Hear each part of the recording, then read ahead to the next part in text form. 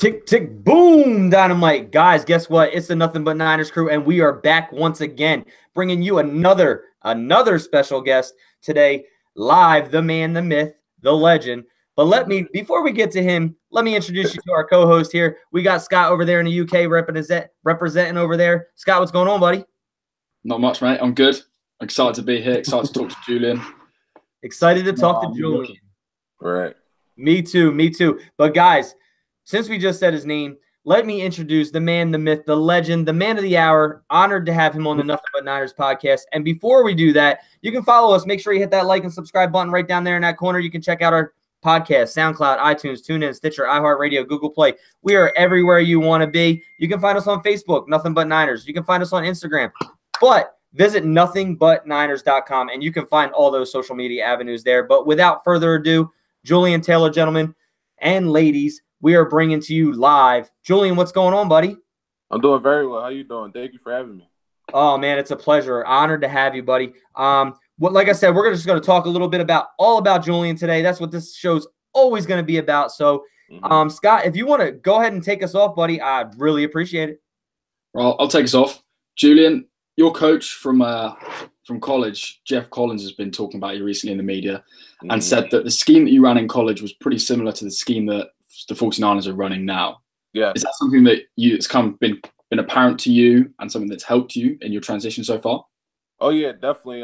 Especially during rookie minicamp. Like at Temple, I played a lot of 4-eye, 3, and nose. And that's what I played a lot of at the rookie minicamp when we installed and, just being versatile throughout the D-line.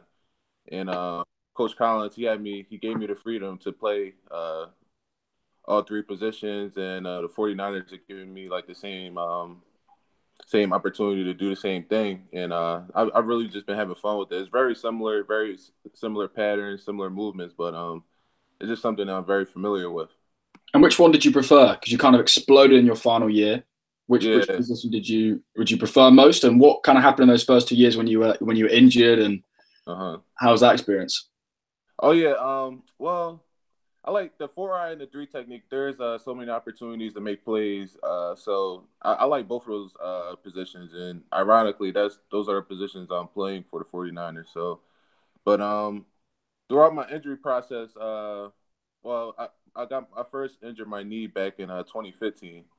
That's when I had a meniscus scope. And then so that sat me out for the rest of that year.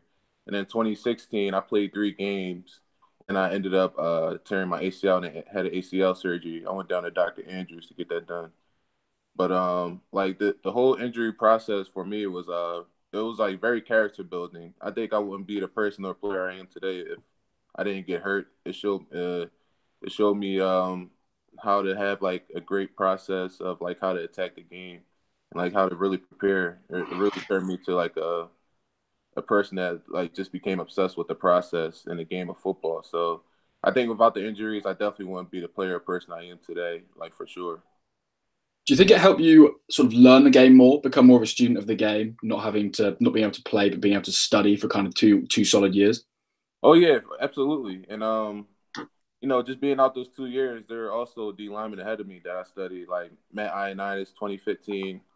And then in 2016, of course, Haas and Praise, they were our seniors. So like I just sat back and watched them play, took notes, and watched film with them. I was still going through the whole game week process with them. Even though I was rehabbing, I was still attending meetings, still watching practice.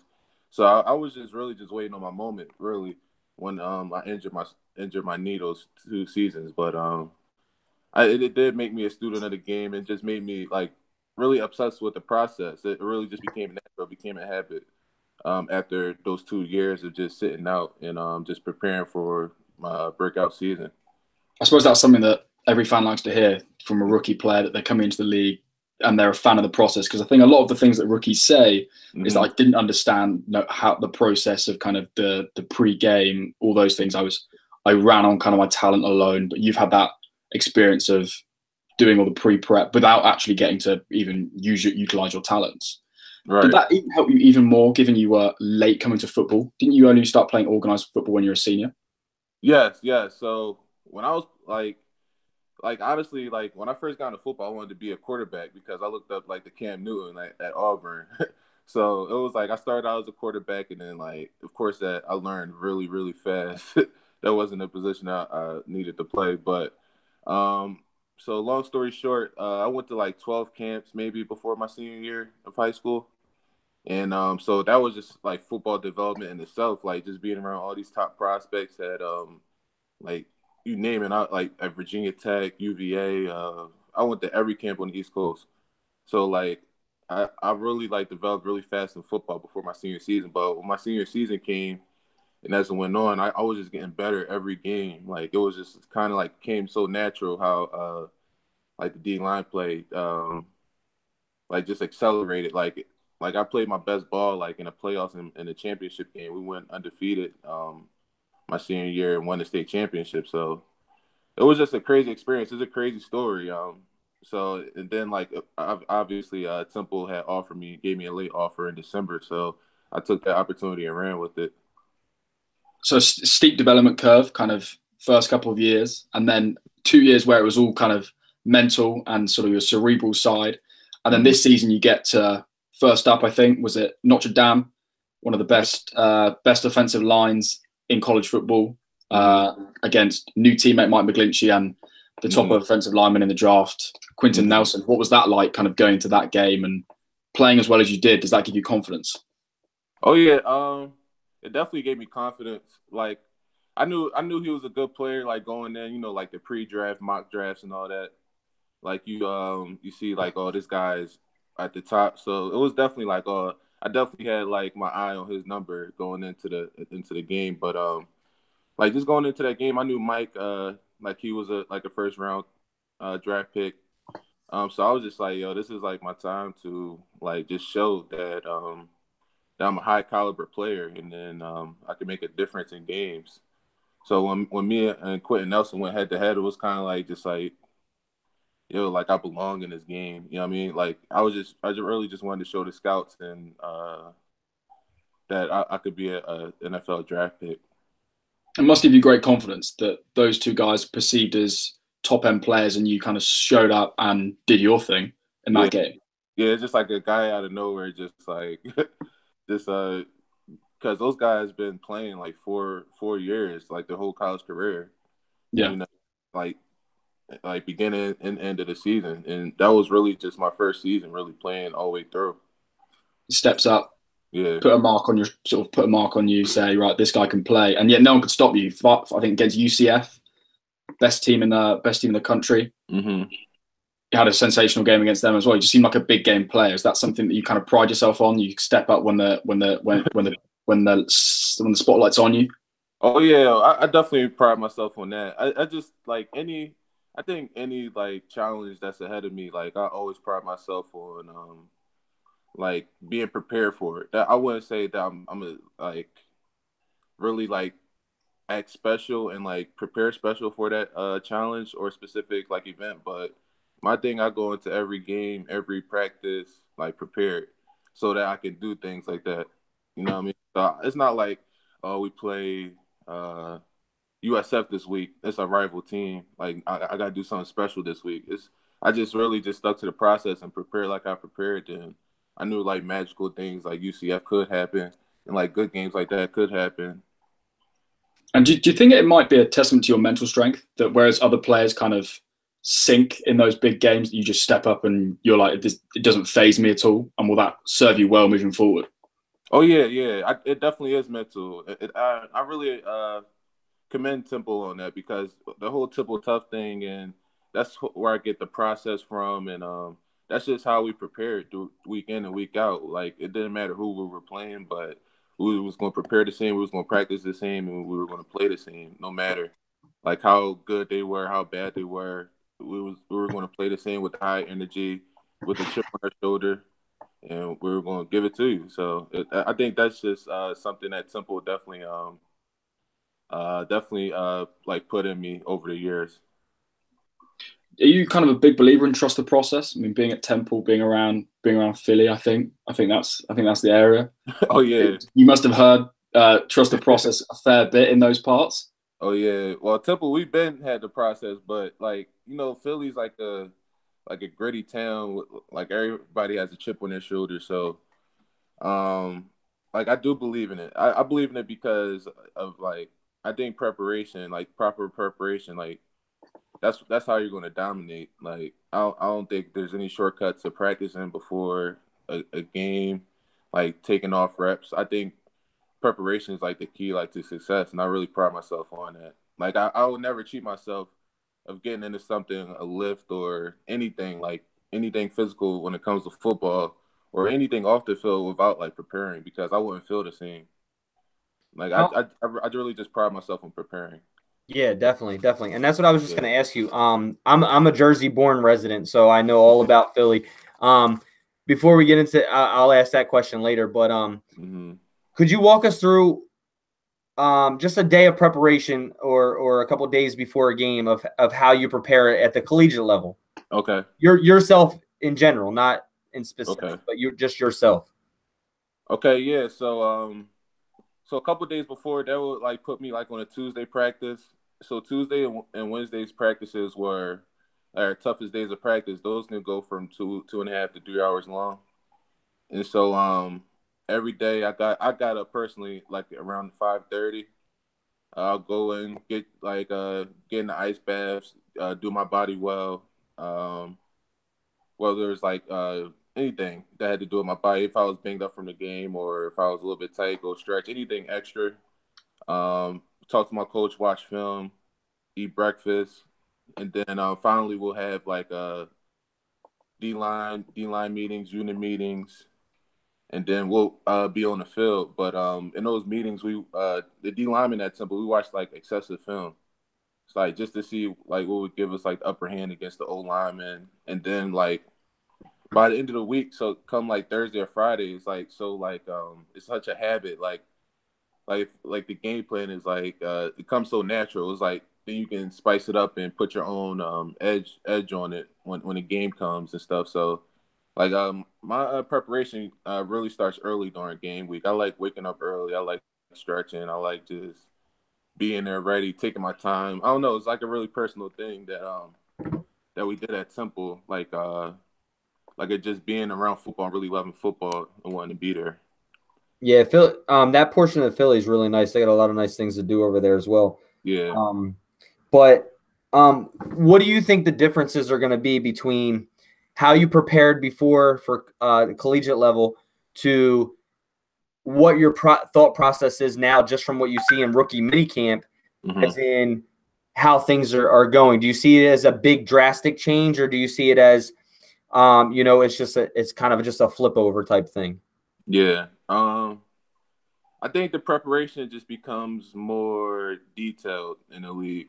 Like just sitting in meetings with my coach, like he's picking up on things that I didn't even like know about, and like just watching game film. So it's definitely more detailed. The game's definitely faster, but I think the preparation, I think is pretty much the same, except everybody's good. And it comes down to who you're better than in the league. So um, I think the preparation just becomes more detailed and more intense in that area. I think football is football at the end of the day. Right. Yeah, Yeah. and that's what I was going to say. I guess it kind of falls into your own mindset of what you think preparation for yourself is, because you can't tell somebody to go prepare the same exact way because everybody's body is different. What do you think of the facilities and the staff so far, just through rookie minicamp? I mean, we all know the saying brick by brick. John Lynch came in here. Kyle Shanahan came in here. They're looking to get certain types of players in this organization to turn it around.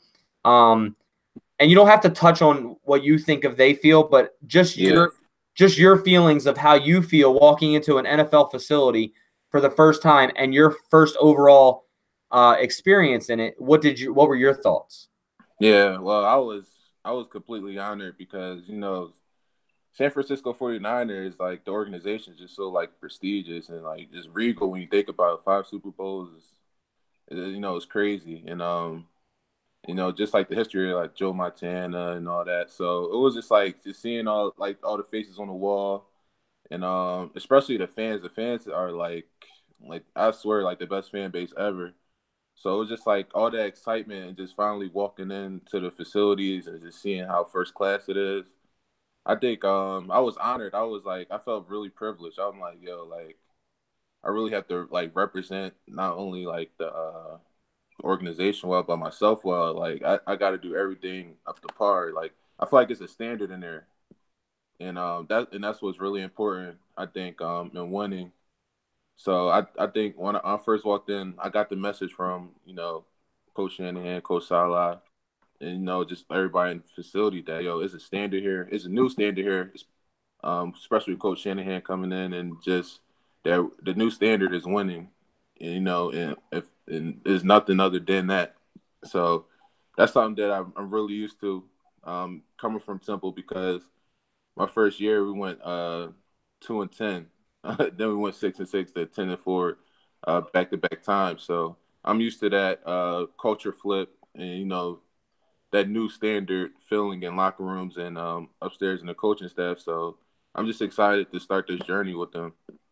Yeah, this fan base is one of the best out there. The Empire is definitely the Faithfuls is definitely one of the better fan bases out there. They support their team through the thick and the thin. But like you said, there's a lot of history behind the San Francisco 49ers. And bringing in someone like a John Lynch and a Kyle Shanahan and a lot of young players, including yourself, it's a cultural change, which everybody loves to see. I mean, did you get a chance to check out the museum there yet? No, actually, next week I am. Oh, next week you're going. Okay, next week. Okay, so definitely make sure you check that out. Amazing. They do big things there. Also, the roof. They have a rooftop garden. I don't know if you know that, but that's pretty cool to check out too. But they brought us past there, the rookies and stuff. Yeah, it's pretty nice. Yeah, it's pretty sweet. Yeah. But so go ahead, Scott. You can go ahead and finish with what you have for collegiate, and then I'll get into some other things. I kind of wanted to ask, when you were back in college, what players did you watch to kind of take things from your game? Because there's going to be no one which you went, I am going to be this person, but there were people that you kind of looked at and went, I like what he does, I like what he does, I like what he does. Were any of them 49ers? And it's all right if they weren't. Who were they? Who were they? Who were they otherwise? No, at the time, none of them were 49ers, but I really like J.J. Watt's film just because like we have similar roles of playing throughout the D line, and just I really just wanted to be effective at those roles, and like he was very effective at those roles. So I watched this game, how he played nose, how he played 3-tech, how he played end effectively. And it wasn't always just like getting a sack. It was just how he played the run or played the screen or played the draw. Like, so I really watched him a lot because like we had like similar body types and stuff. So that was someone I keyed in a lot. And just being from Philly, I watched like Fletcher Cox and stuff because we got their film a lot. And just to see like how powerful he plays because he plays 5 technique at times. So those are like the two guys that like throughout my college career personally that I looked at because they show versatility throughout the whole line. Yeah, is that something you pride yourself on then, your ability to kind of just play everywhere? I assume it's going to help you in the NFL, obviously, because you're going to say, right, this guy can cover everywhere. Do you see yourself as someone who can play all those spots like nose? Because clearly they're normally bigger, but teams have got real good quickness, strength, like nose, 3-tech, big end even. Can you even play some of the like the weak side end if necessary, like heavy packages, that kind of thing? Oh yeah, absolutely. And those are the roles that I've been just walking into. Like when I went to the when I checked in for rookie minicamp, like playing big end and playing 3. I think I can play all 3 effectively in the league. I think it's fun. It switches up the look. You get different matchups. You get to play different people. So like I really have fun playing all 3 positions and playing them like effectively and just learning them, and it's something I really take pride in. Yeah, what do you think your best trait is as a player? I think it's just that my versatility, my quickness, my my leverage, my hands. Like I think everything that not everything, of course, the stuff I need to work on, but like I don't know. I just really like as a D lineman, like it's certain things like you pride yourself in and that you have to be good at. And I think two of those things is hands and leverage and quickness. I think those three things that are like the best things about my game, and of course versatility.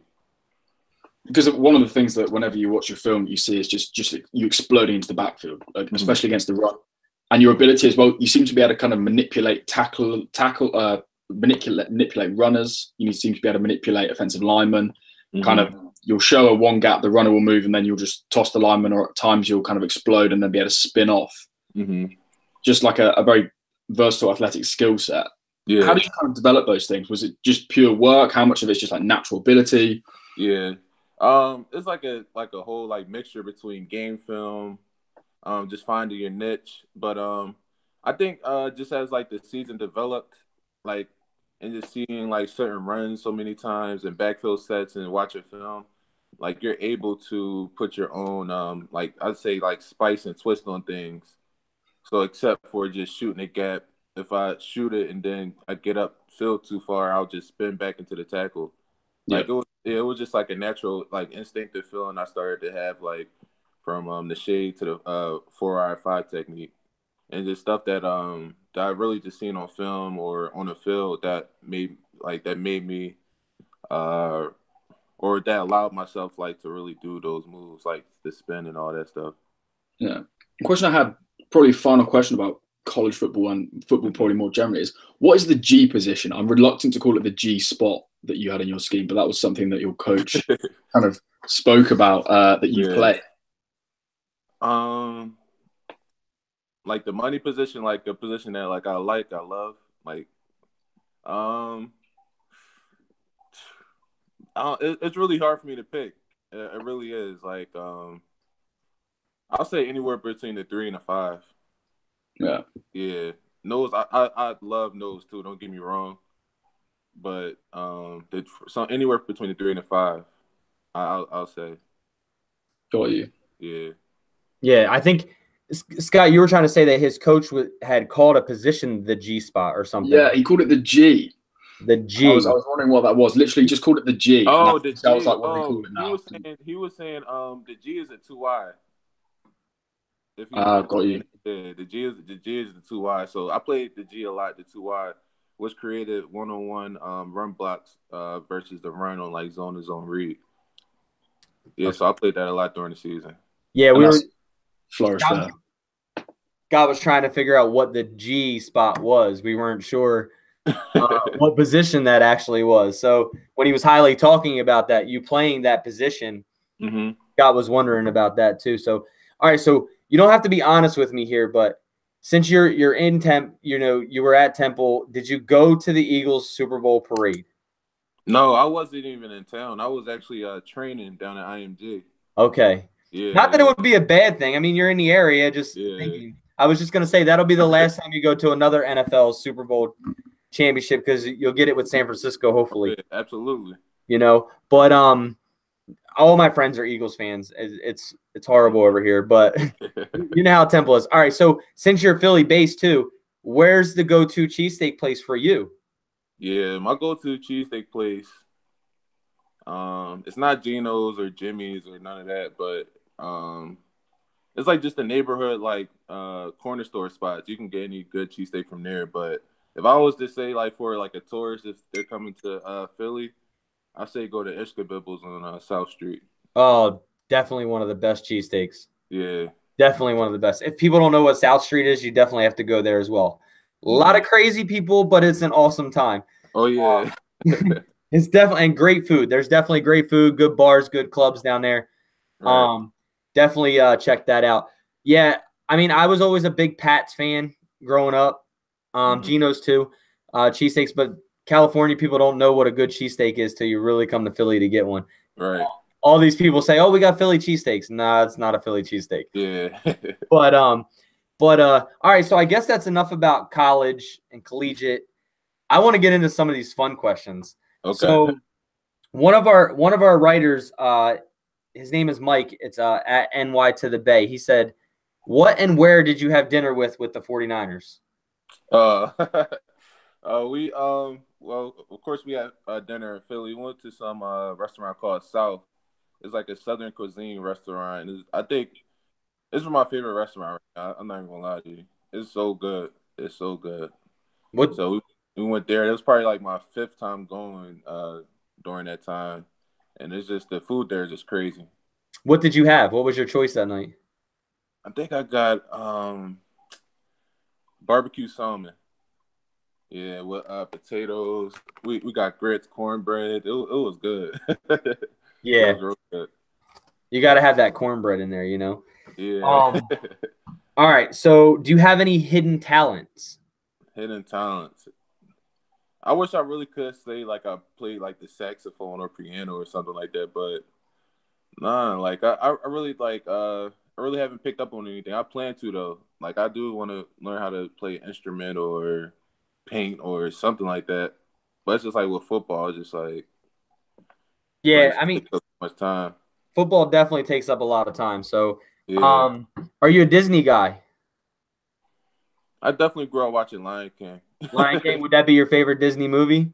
Yes, Yeah. it is. All right, cool. Favorite artist? My favorite artist right now is I would say J. Cole. I'm a big fan of J. Cole. And I like KOD, that project he just released. I'm a real big fan of that.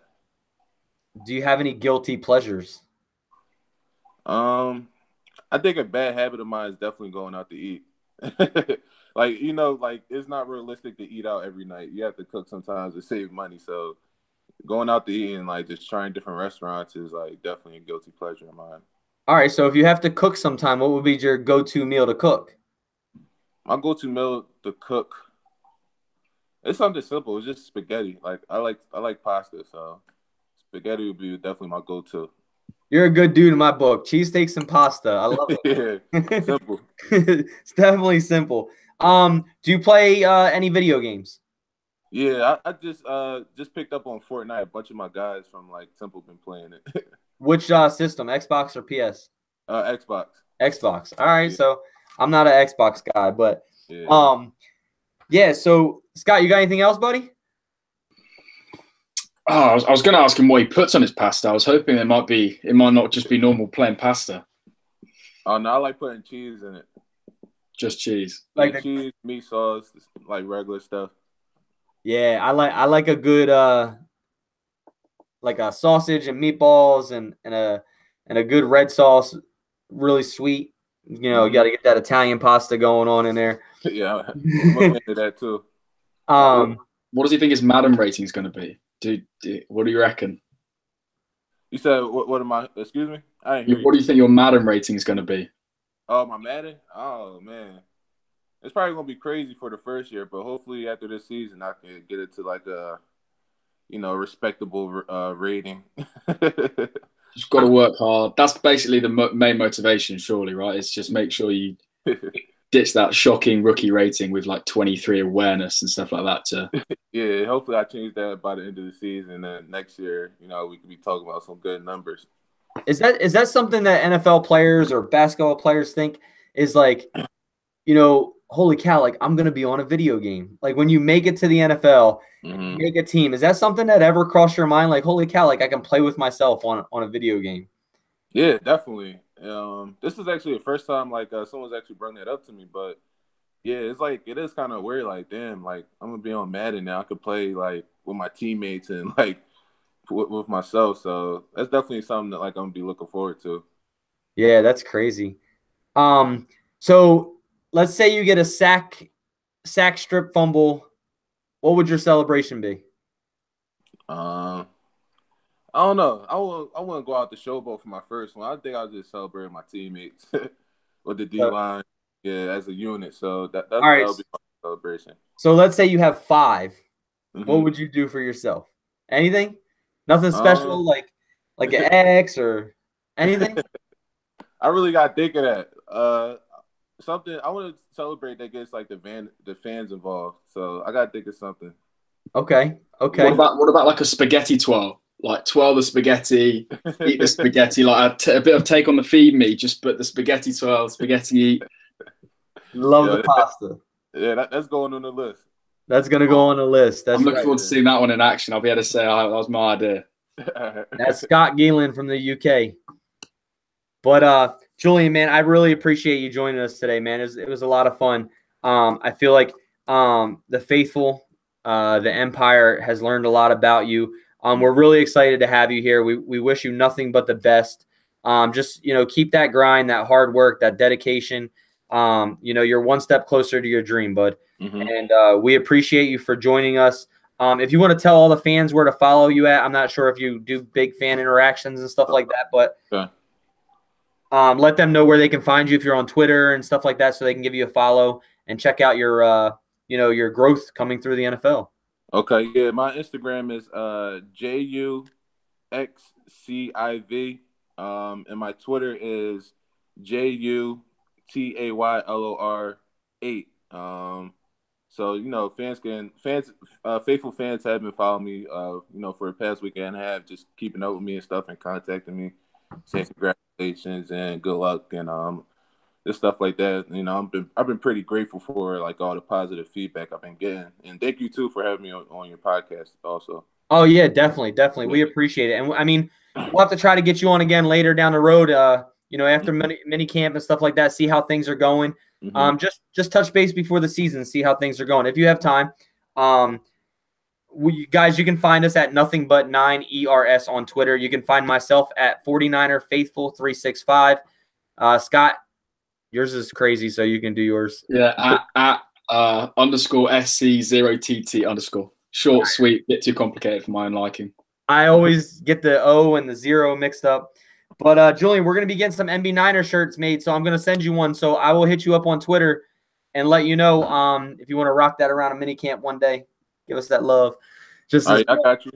But, Jullian, I really appreciate it once again for the, workmanship between yourself and Samantha as well. So really appreciate that. And, man, I wish you nothing but the best and the faithful as well.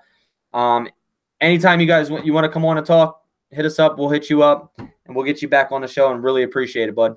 Okay, for sure. I'm thankful for you. Thank you. All right, and one other thing. If you could say anything to the faithful and what they could expect from you, what would it be? A very loyal, hardworking, dedicated, resilient, just player and person off the field. So I plan on doing, like, community work also, so just to get my face out there and really – get to know like the Bay Area, so you're just gonna get the best out of me. That's all I can guarantee you. Awesome. If you get any type of organization or anything going for outside community work, let us know. We'll spread the love. We'll spread that out as well. Get that going for all the faithful to show up and do things like that as well. So, guys, man, you heard it here from himself, Jullian Taylor, man, 7th round pick, coming to you live this year, 2018 San Francisco 49ers. Jullian, appreciate it, buddy. You have a great day, and thanks for joining. Yeah, thank you. You too. All right, guys. Good luck, buddy. Thank you.